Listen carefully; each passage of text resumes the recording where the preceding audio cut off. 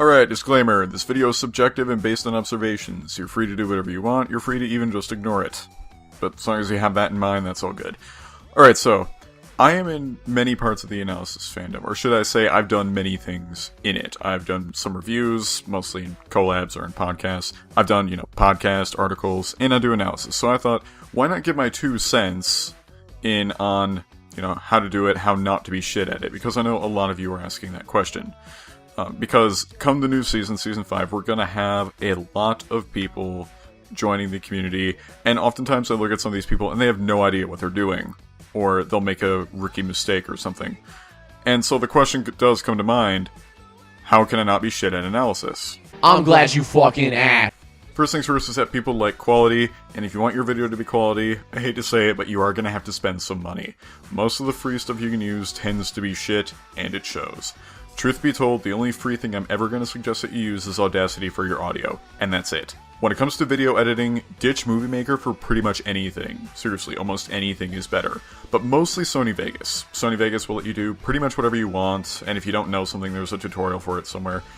It's pretty simple to use, even if you aren't trying something major. Or if you aren't going to go with Vegas, go with something that will allow you to render in like 16:9 aspect ratio and that uses layers. It'll save you a fuck ton of time, and everything will be much easier after. Then there is your microphone. Never use the integrated mic. The quality is shit no matter how many times you use Audacity's noise rule. Like with the last point, pretty much anything is better. Hell, the only thing I use is a Blue Snowball, which is not high-end in the slightest. But it's a whole lot better than this. Then there's your on-screen OC. A vast majority of analysts use them, and odds are the new guys will be using them too. You've also probably heard never use Pony Creator. This is still true. Don't do it. A side profile is really bland and uninteresting to look at. It's not that dynamic. Pony Creator V3 does not make it any better, by the way. The ability to turn your head does not make you any less boring. And yes, I'm looking at you, Canned Cream. There is one thing I will ever endorse using Pony Creator for, and that is using it to make a quick reference so you can hand it to an artist who can make the poses for you if you don't know how to draw or can't do it yourself. Now, when it comes to the OC's design itself, look at a color wheel, pick some colors that match, and you may also want to avoid picking an Alicorn. You see, when you choose an Alicorn, the first thing people will instantly think of is Mary Sue, and that's probably not going to change anytime soon. Oh, and don't be one of those people who picks it, and then the reason why is, oh, well, I embody the characteristics of both unicorns and Pegasi, so I thought it fit me perfectly. People often roll their eyes at that. On a note with colors, never choose red and black. You see, when you choose red and black, you're thinking you're that sort of edgy that shouldn't be messed with and wouldn't be out of place kicking ass with Mare from Sin City.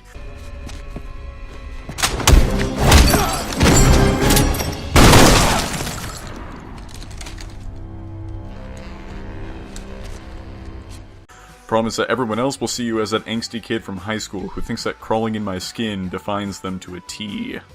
Now, when it comes to your voice, do your best to sound natural. If you come off as being monotonous or your inflection isn't right, then your audience will be bored at best or really annoyed at worst. They'll also fade in and out of what you're saying and lose interest very quickly. Dr. Wolf is kind of an exception to this rule because he sounds like a Mr. Rogers script edited by Bronies and read by Ben Stein, but you can argue that it fits in with his online persona. Bueller. The best way to illustrate it is to look at Mastercode's recent collab with Voice of Reason, Shark, and British Brony. Watch as Mastercode and Voice do all their vocals really well and execute everything perfectly. And then look at how Shark and British Brony don't. You'll see a stark contrast. I suggest you study it. You know what? Screw it. I'll prove it.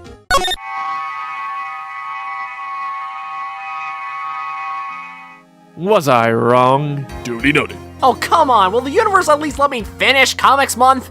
That was one hell of a party. Where am I? A cool room, but I haven't done anything wrong. Hey, isn't that Voice of Reason? Then of course you need something to say, and to illustrate this better, and for sake of convenience, I'm going to divide this into 2 ends of a proverbial spectrum for framing purposes. There are people who have intelligence, and people who have charisma. And then there are people, a rare few I might add, who have both. The intelligence side are typically the guys who go when you want to hear something insightful. Something that makes you think, or hearing a new perspective or school of thought. Think Nightsphere and CloudCuckooCountry. Charismatic people are the kind of people you go to when you want to be entertained. And oftentimes these guys can entertain you even when saying absolutely nothing, just like Ilovekimpossiblealot.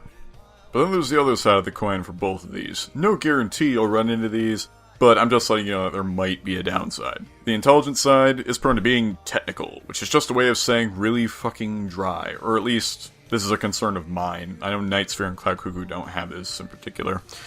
In this case, you'd rely on your art and your other assets to carry you through the video, as well as the audience being into what you're talking about.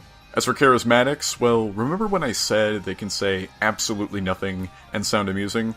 Well, you may want to get used to that because that's usually what happens. They aren't really saying anything thought-provoking, they're just giving a general opinion usually. They just happen to do it in style, so it's really a matter of taste in this particular case.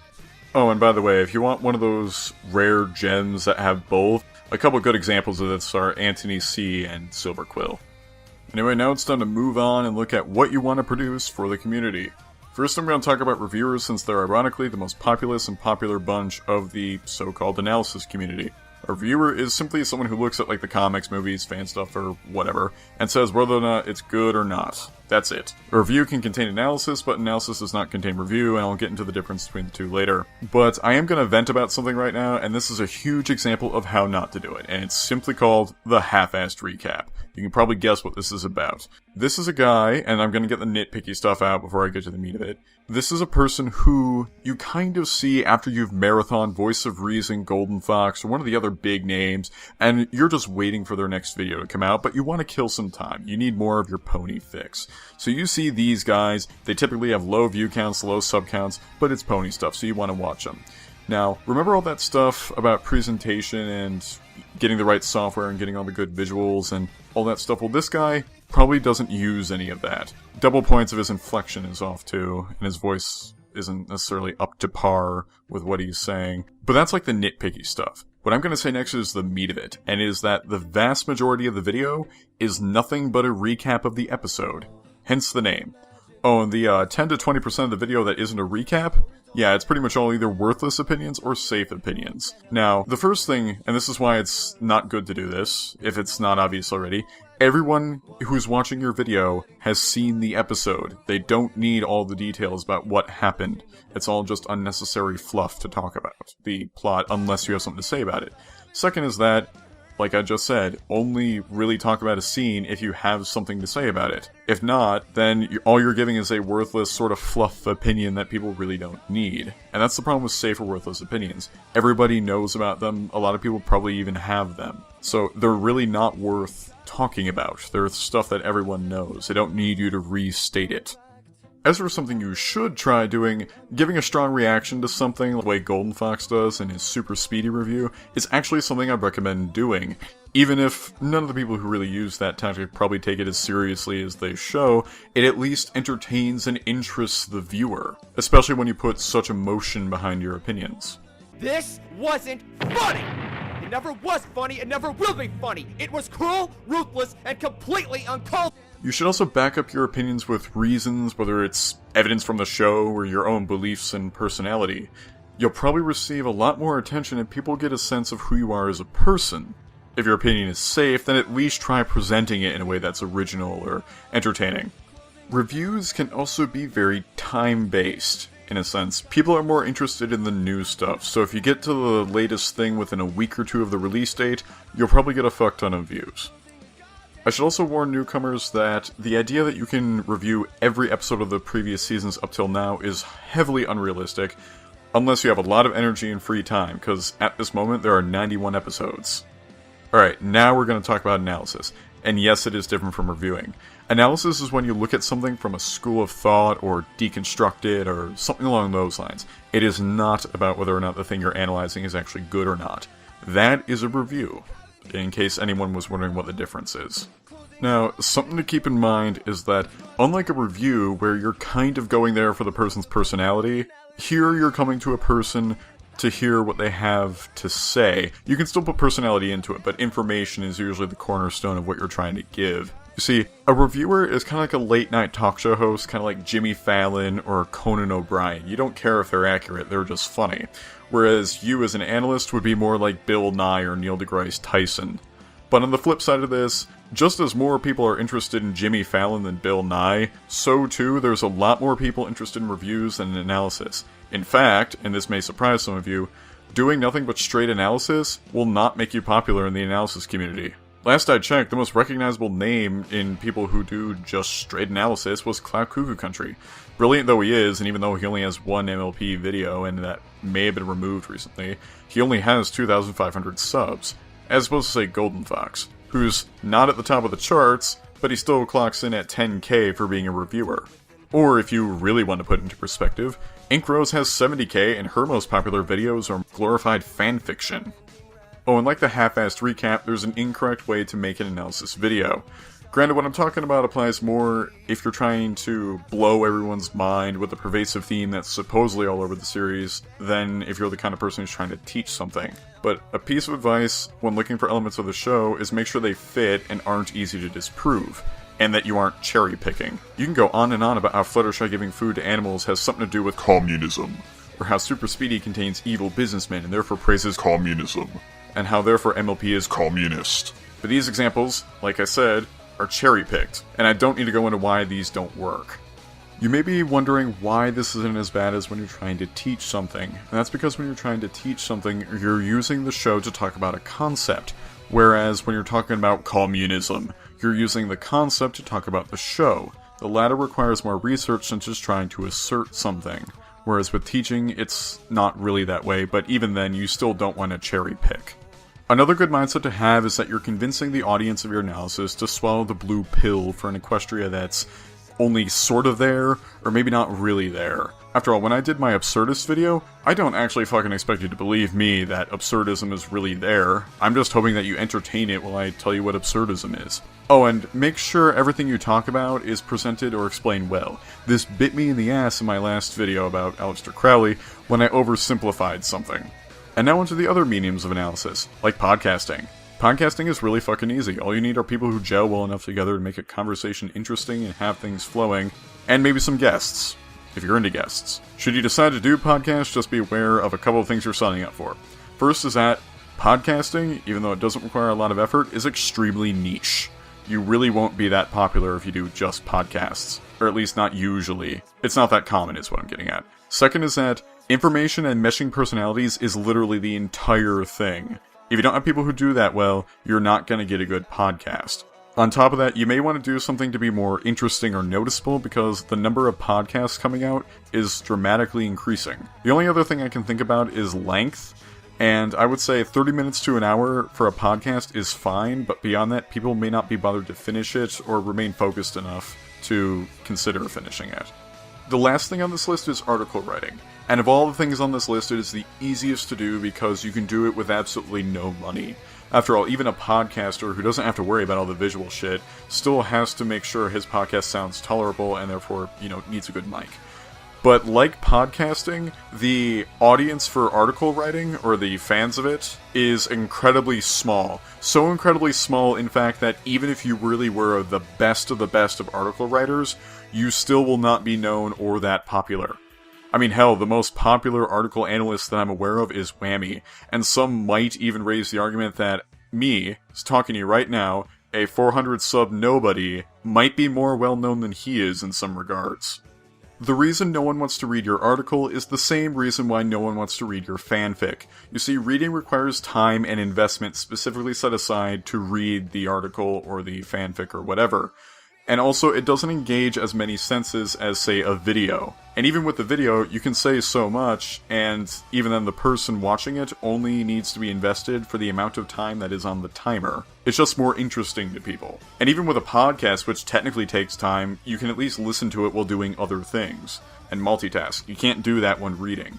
So, if you do write articles, know that people really aren't going to be interested in what you're selling, and even if you only have like 1 or 2 fans for the most part, you're doing it for your love of the art, not to become popular. And there's nothing wrong with that. But I am just letting you know that this is how it works.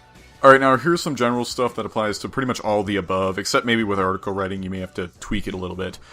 First thing is that show some emotions in your video, even if you don't feel them as much as you let on. People kind of like some drama. It makes you sound human, and being a content creator is cool, but if you give off personality, people will generally like you more because of it. Another thing too is always put background music in if you can, just make sure the volume is at an appropriate level. Background music makes everything sound fucking amazing, if you get it right. And it's truly worth putting in there, because it just ups the entertainment value, makes people more interested and more invested in it. Lastly is a proverbial YouTube Viagra, which can help you get views if you really need those. Like for instance, maybe everything else in your video is good, but there's some kind of hitch to it. Maybe your voice is just a touch monotonous, or maybe you're stuck with Pony Creator. But if everything else is good enough, you can just post a lot and post regularly. That may seem odd, but it's not that often we see people with the energy to post, like, say, even one video weekly. But if you are that kind of person, then you can just make an okay video, as long as everything else is at least up to average par, and post it around. YouTube's algorithm will spread you around, and like I said, if you're good enough, then you'll just get subs and kinda sorta get popularity through that means. Oh, and you can't do this if your video is just shitty. Even if you just spread it around, all you get is a bigger pile of shit. I'm just saying. Now, if you decide that you like analysis or reviews and you want to get more into it, and you already have about 3 videos and 100 subs out, or whatever the fuck the requirement is now, you can consider joining the Rift. I'm going to tell you this right now about the Rift. Now, for those who don't know, the Rift is a Skype group of a lot of analysis bronies where they meet to talk and collaborate and all that fun stuff. I cannot tell you how many times I've seen this happen, especially recently too, where a new guy comes in and the first thing they do is ask, you know, where's Golden Fox, or where's KP, or where's Tommy Oliver? And I'm just going to tell you this right now. Those guys have not been in there for months. In fact, the only 2 big names that I can remember being in there recently were Redcord and Dr. Wolf, and even then, that's more once in a blue moon, I think. Yeah, don't go in there with the expectation that you'll be seeing those guys. They haven't been in there for a long time. But you can still go in there if you want, maybe meet some new people, if you're not one of the people who considers the Rift to be a shadow of its former self at this point. But whatever. Anyway, keep everything I said in mind. If not, then, oh well. Good luck, and see more of you guys around when things pick up for Season 5.